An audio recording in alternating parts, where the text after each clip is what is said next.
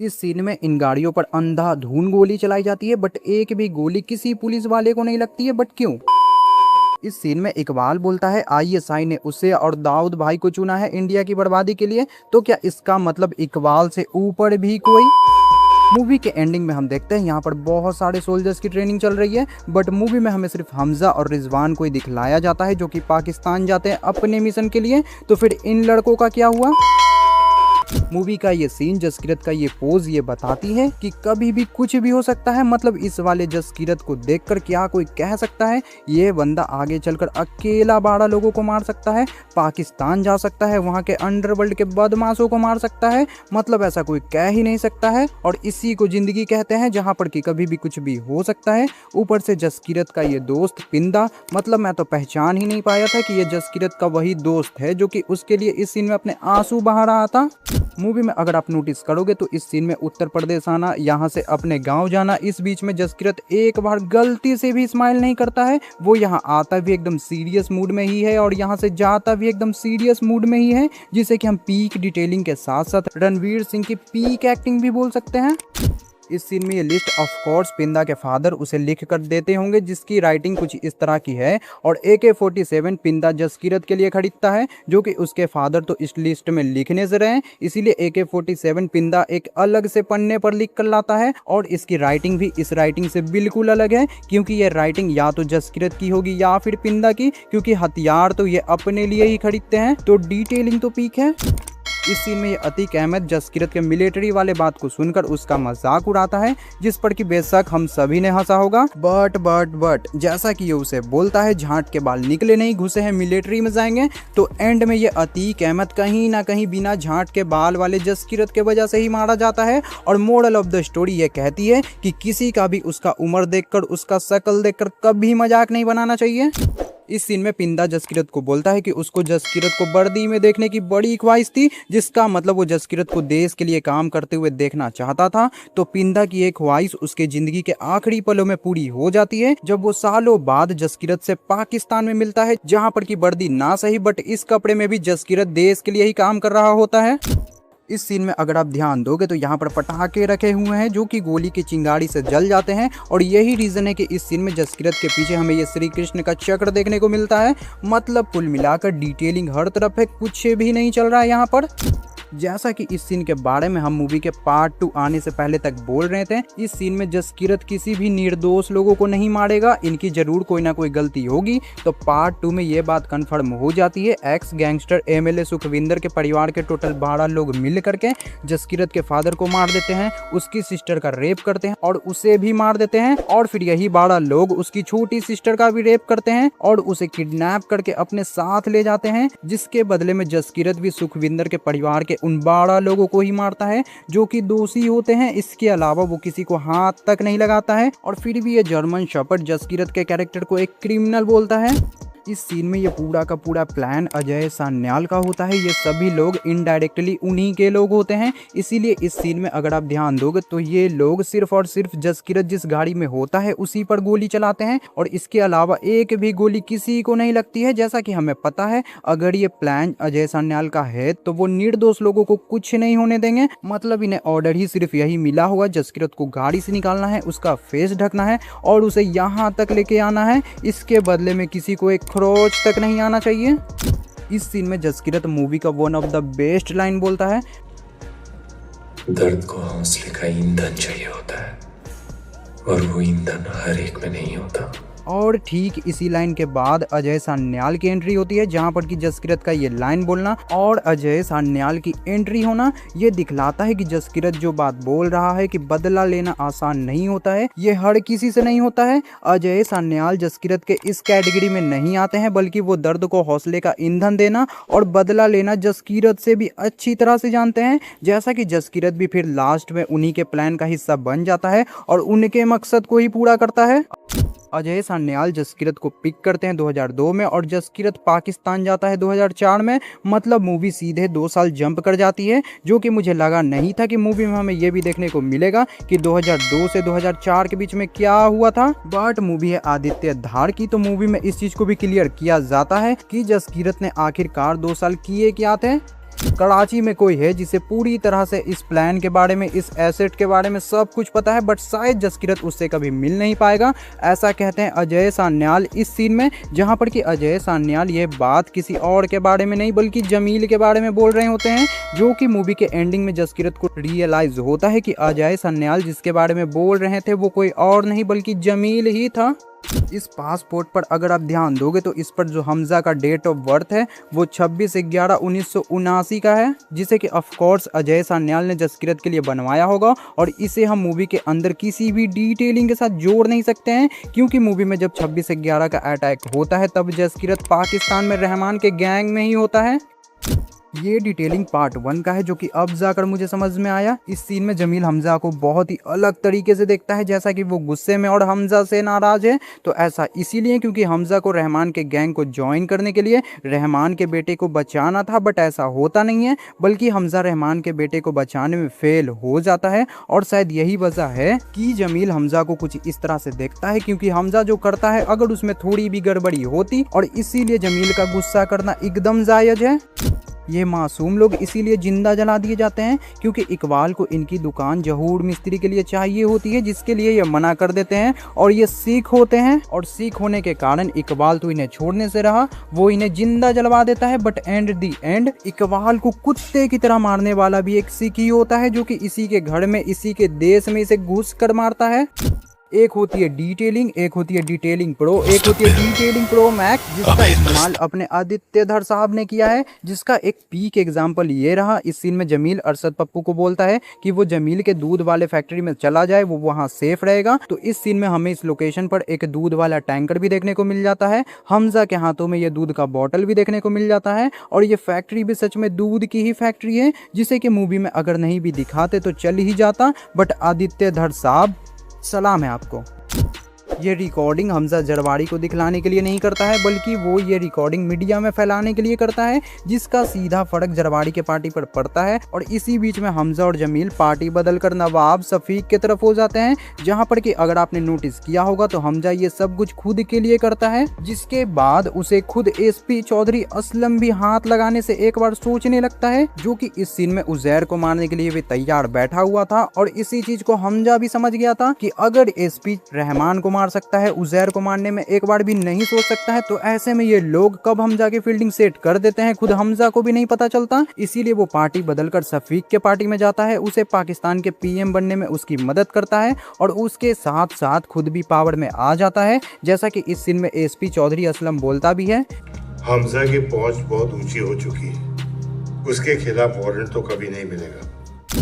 क्या आपने ये नोटिस किया है बड़े साहब यानी कि दाऊद इब्राहिम का ध्यान हमजा के ऊपर जाता कैसे है, और क्यों वो उसे मिलने के लिए बुलाते हैं? तो ऐसा इसीलिए क्योंकि ये पहली बार होता है कि जिस पार्टी को इकबाल का सपोर्ट होता है, दाऊद इब्राहिम का सपोर्ट होता है, वो इलेक्शन में हार जाती है, यानी कि जरवाड़ी की पार्टी। और उसके अपोजिट नवाब शफीक पाकिस्तान का पीएम बनता है, जिसके पीछे पूरी तरह से हमजा का हाथ होता है। और जैसा कि इस सीन में इकबाल का बाप भी बोलता है, तूने तो बोला था इस बार भी तेरी मर्जी के लोग इलेक्शन जीते हैं। जिसका मतलब पाकिस्तान में उसी की सरकार बनेगी जिसे इकबाल का सपोर्ट होगा और दाऊद इब्राहिम का सपोर्ट होगा। और ये सपोर्ट होने के बाद भी नवाब शफीक वहां का इलेक्शन जीत जाता है, सिर्फ और सिर्फ हमजा की वजह से। तो ऐसे में बड़े साहब का ध्यान हमजा के ऊपर तो जाना ही जाना था। आखिरकार उसने पाकिस्तान के इलेक्शन के रिजल्ट को बदला था।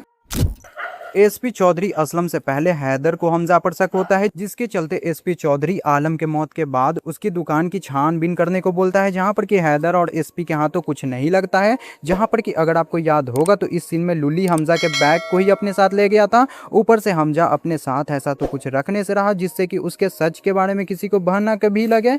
बट शायद एक पल के लिए अगर हम ये मान भी लेते हैं कि हमजा के बैग में ऐसा कुछ हो सकता है जो कि एसपी के काम आता, तो वो एसपी से पहले लूली ही अपने साथ ले गया था। मतलब कुल मिलाकर रिजल्ट 0 ही होना था। मूवी के अंदर हमजा पर शक करने की वजह सबको यह हैदर देता है। हैदर इस सीन में एसपी के मन में हमजा के लिए शक पैदा कर देता है और इधर यलीना भी इसके बातों को सुनकर ही उसके सामान की तलाशी लेने जाती है, जहां पर कि उसके हाथों ये डायरी लग जाती है और उसे हमजा के सच के बारे में पता चल जाता है। बहुत से लोगों ने इस चीज पर ध्यान नहीं दिया होगा। यलीना इस सीन में गुस्से में होती है और इसीलिए वो चीख कर हमजा से पूछती है कि क्या वो एक हिंदुस्तानी जासूस है, जो कि पूरी तरह से सही है। आदमी गुस्से में कुछ ऐसा ही रिएक्ट करता है, बट तभी बोलने की बारी आती है हमजा की, जो कि इस सीन में कबूल करता है कि हाँ वो एक हिंदुस्तानी जासूस है। बट वो थोड़ा भी घबराता नहीं है कि उसके साथ अब क्या होने वाला है, बल्कि इस कंडीशन में भी वो एकदम पीसफुली यलीना को समझाता है और इस सिचुएशन में भी वो थोड़ा भी लाउड नहीं जाता है कि हाँ देखो तुम्हारे लोगों ने मेरे लोगों के साथ क्या किया था, बल्कि वो एकदम पीसफुली यलीना को समझाता है, क्योंकि उसे इस बात का अंदाजा होता है कि ये बात उसकी पहचान की है, उसकी देश की है और यलीना की सेफ्टी की भी है, जो कि किसी को पता चला तो फिर दिक्कत हो सकती है। इसीलिए वो एकदम थोड़ा भी लाउड नहीं जाता है। तो कुल मिलाकर आदित्य धर साहब एक बार फिर से आपको सैल्यूट करना तो बनता है। इस सीन में हमें उड़ी अटैक के बारे में बताया जाता है और ये भी बताया जाता है कि पीएम मोदी ने आर्मी को फ्री हैंड कर दिया है और इस सीन में अजय सन्याल भी जसकीरत को फ्री हैंड कर देते हैं कि अब उसे जो करना है जैसे करना है उसके लिए वो एकदम फ्री है। जिसके बाद ही अननोन गनमैन का खौफ स्टार्ट होता है और एक एक करके वो सारे लोग मारे जाते हैं जिन्होंने कभी ना कभी इंडिया का कोई ना कोई नुकसान किया था, जहाँ पर कि इन अननोन गनमैन को हमजा ही लीड कर रहा था और शायद वो बस वेट ही कर रहा था अपने फ्री हैंड होने का। प्लस इस सीन में अजय सन्याल आधी सिगरेट पीकर बाकी का बचा हुआ बुझाकर अपनी जेब में रख लेते हैं, जिसका मतलब कोई रिस्क नहीं, कोई सबूत नहीं जो कि उन तक पहुंच सके।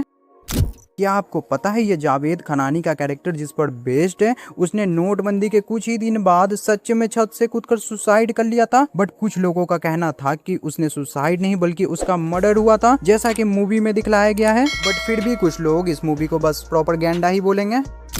पहले इस बंदे को किसी खास मिशन के लिए चुना जाता है, जिसके चलते इसके बाल को छोटे छोटे ट्रिम कर दिया जाता है और फिर मूवी के इस सीन में इकबाल अपने बाल को भी ट्रिम कर लेता है जब उसे पता चलता है कि हमजा भी एक इंडियन स्पाई ही है। बट क्यों, तो इसका कोई परफेक्ट जवाब तो मेरे पास नहीं है, बट इसके पीछे का रीज़न कुछ ये हो सकता है कि इस बंदे को हिंदुस्तान के बर्बादी के लिए चुना जाता है, क्योंकि इन लोगों ने इसे कोई और काम के लिए तो चुना नहीं होगा। और इकबाल भी अब एक हिंदुस्तानी को मारने के मकसद से ही आता है, जहां पर कि वो हमजा को एक बिजनेसमैन की तरह नहीं, जैसा कि वो उससे मिलता था, बल्कि एक सोल्जर की तरह मिलने आता है जिसके छोटे छोटे बाल है, उसके पास एक मिशन है और अपने दुश्मन को मारने की वजह है, जैसा कि इस सीन में वो अपने लुक को कुछ इस तरह से बनाता भी है।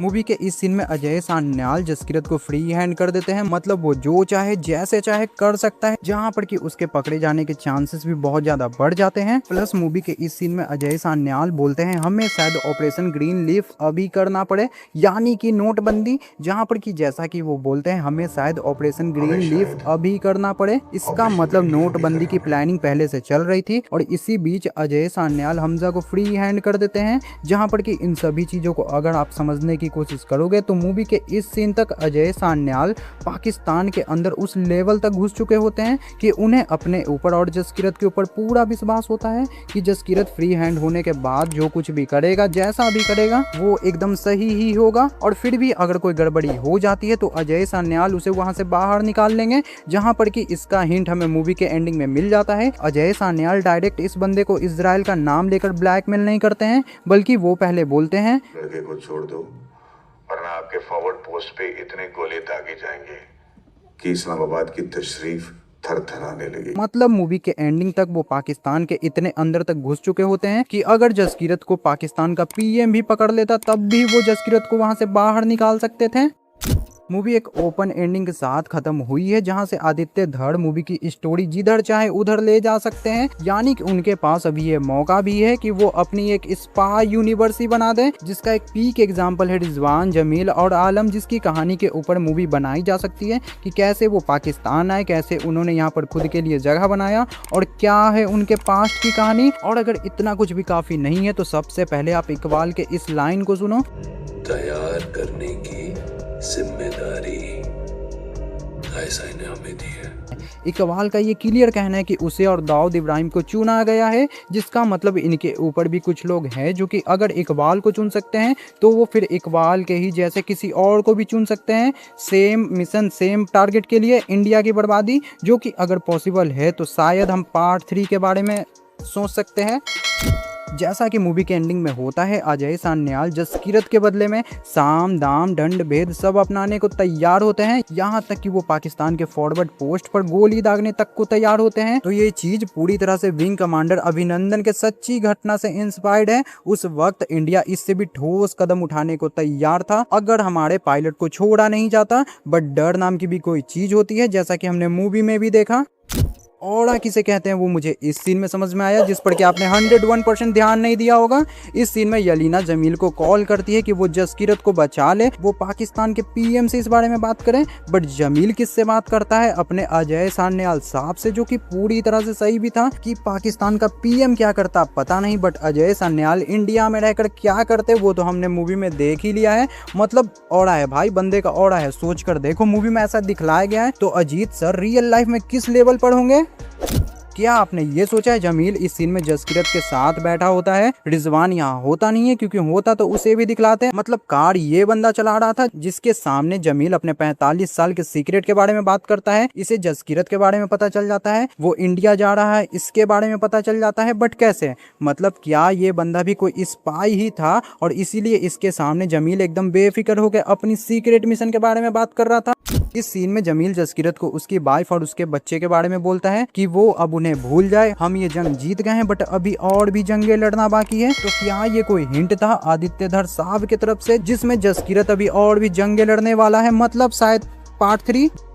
जसकीरत जब यलीना के साथ वाले इस फोटो को जलाता है तब वो तस्वीर को उस साइड से जलाता है जिसमें वो खुद होता है, और जब जसकीरत इस तस्वीर को जलाता है तब भी वो उसी साइड को जलाता है जिसमें वो खुद होता है। बट क्यों? तो शायद जसकीरत ऐसा इसीलिए करता है क्योंकि वो इन लोगों को और देखना चाहता था और इनके साथ वक्त गुजारना चाहता था, बट वक्त को कुछ और ही मंजूर था और ऐसा कभी हो ना सका।